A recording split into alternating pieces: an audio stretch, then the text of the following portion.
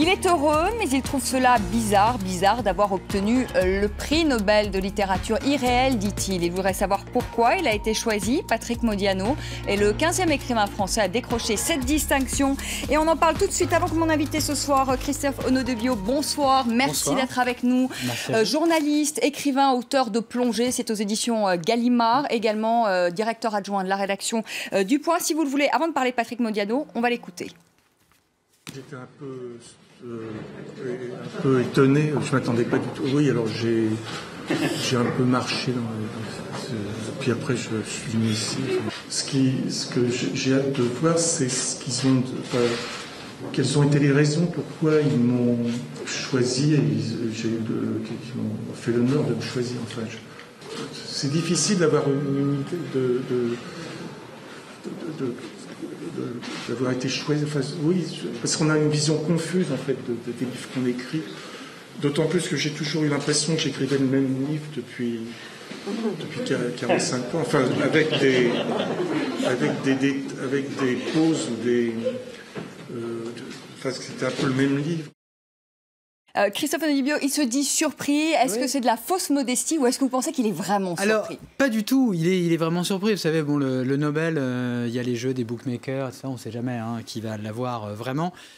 Il est comme ça dans la vraie vie. C'est-à-dire que quand vous allez l'interviewer la première fois, que vous frappez chez lui, qu'il vous reçoit, qu'il ouvre la porte, c'est ce grand corps un peu maladroit qui dit toujours « bizarre, bizarre ». Il a dit « c'est bizarre le prix Nobel ». Le mot bizarre, c'est un modianisme, si j'ose utiliser cette expression. Il est comme ça, toujours, à pas finir. Bonjour, vous voulez rentrer? En fait, on va se mettre... Il est comme ça. Et c'est ce que je trouve particulièrement touchant. J'en parlais tout à l'heure. En fait, je pensais à Houellebecq. En fait, je me dis qu'aujourd'hui, les deux écrivains planétairement connus, c'est Michel Houellebecq et ça va être Modiano, à cause du Nobel.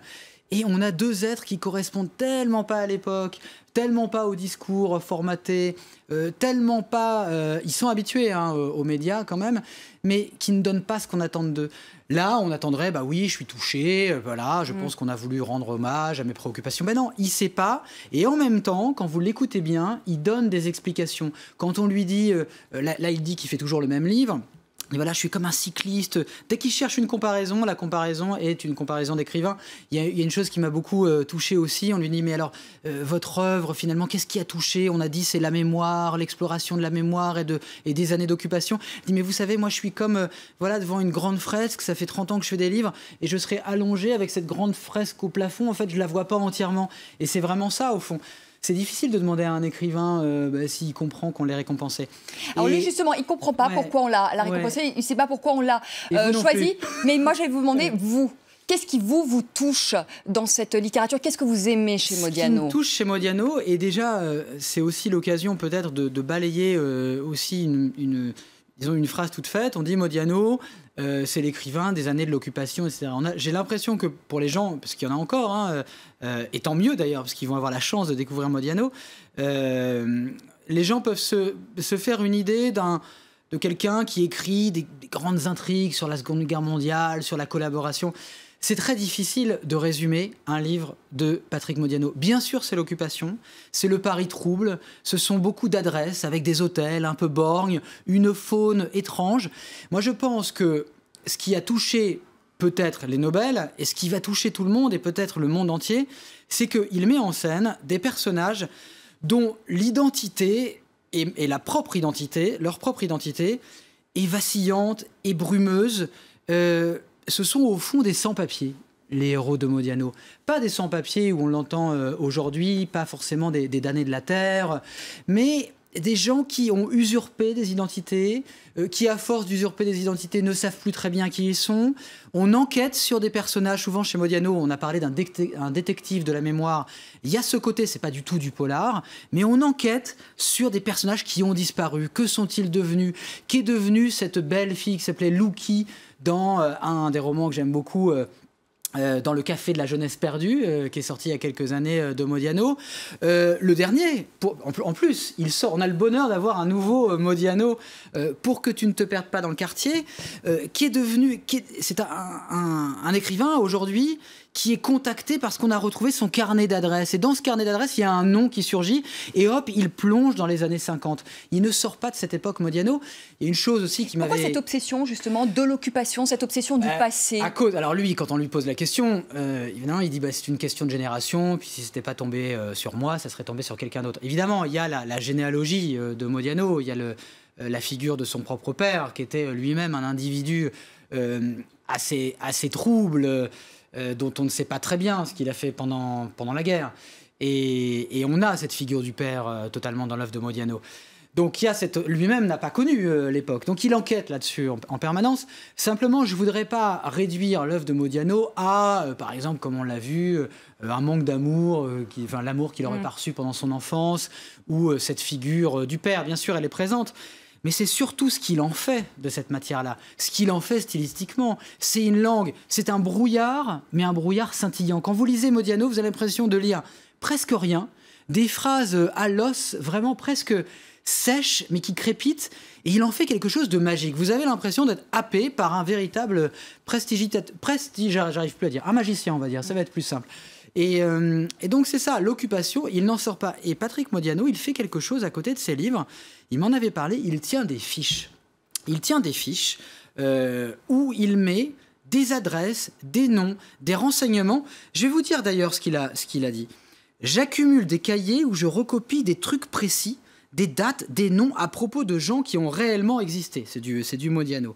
Ça chevauche les époques, ça n'est pas du tout littéraire, ça ne peut pas être publié, mais je m'y sens beaucoup plus à l'aise que dans l'écriture. Tous les livres que j'écris ne sont qu'une contraction de cette masse de renseignements que j'accumule. Donc il a une armoire avec des fiches, toutes qui correspondent à cette période de l'occupation, et il puise là-dedans, et c'est pour ça qu'il y a autant d'adresses, de noms.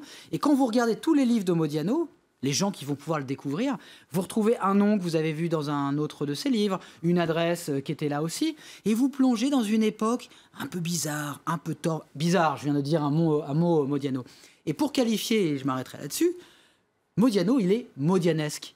On en a fait un adjectif du nom de Modiano, et le modianesque, c'est quoi? C'est ces ambiances où on avance à petits pas, dans le brouillard, en se repérant. Il a dit qu'il avait marché, on marche beaucoup dans les romans de Modiano, à la recherche d'une époque trouble dont on ne saura jamais vraiment la vérité. Il n'y a jamais de vérité à la fin des enquêtes, entre guillemets, racontées par Modiano. Alors vous êtes écrivain vous-même, Plongée, que je recommande d'ailleurs à nos téléspectateurs, qui est une magnifique histoire d'amour tragique. Vous savez ce qu'il dit, Modiano? Il dit que écrire, c'est plonger dans l'eau froide. Ben voilà, ça a une résonance chez vous, en l'occurrence. Le prix Nobel, c'est une consécration, c'est la consécration ultime pour un écrivain? Oui, parce que c'est le prix international, et puis c'est le Nobel. Moi, j'aime beaucoup, je suis très heureux, à la fois pour Modiano, je suis très heureux de ce moment qu'on vient de vivre, un moment où la littérature et les écrivains arrivent au centre de l'actualité, parmi le fracas du monde, le chaos du monde. Et le Nobel, c'est un peu ça, c'est de couronner quelqu'un. On couronne en médecine, on couronne dans les sciences, on couronne aussi dans le domaine littéraire. C'est la consécration ultime et c'est un très beau message. Et ça apporte quoi un Nobel à un écrivain? Ça apporte, au-delà de la reconnaissance. Oui, je crois que c'est très bien doté, mais là n'est pas la question. Certains le refusent en trouvant que c'est un honneur. Voilà. Et ça apporte quoi? Je dirais, ce que ça va apporter, et c'est ça qui me réjouit encore plus peut-être, c'est que... j'en ai parfois assez, où ça me chagrine d'entendre que la littérature française, elle est que pour les Français.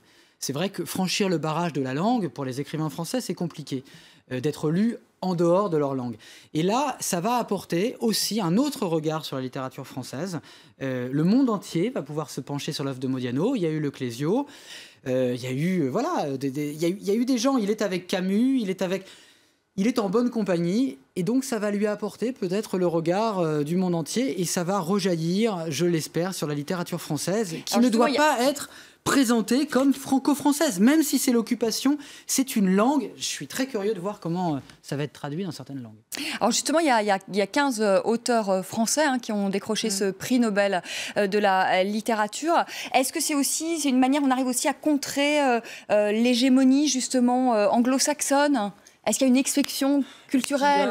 Voilà, est-ce que le soft power français ressort? Je pense que oui, je pense que c'est toujours mieux de faire parler de nous par la littérature que par les frasques d'un président, quel qu'il soit. Je trouve que là, ça sera difficile avec Modiano de faire du French bashing.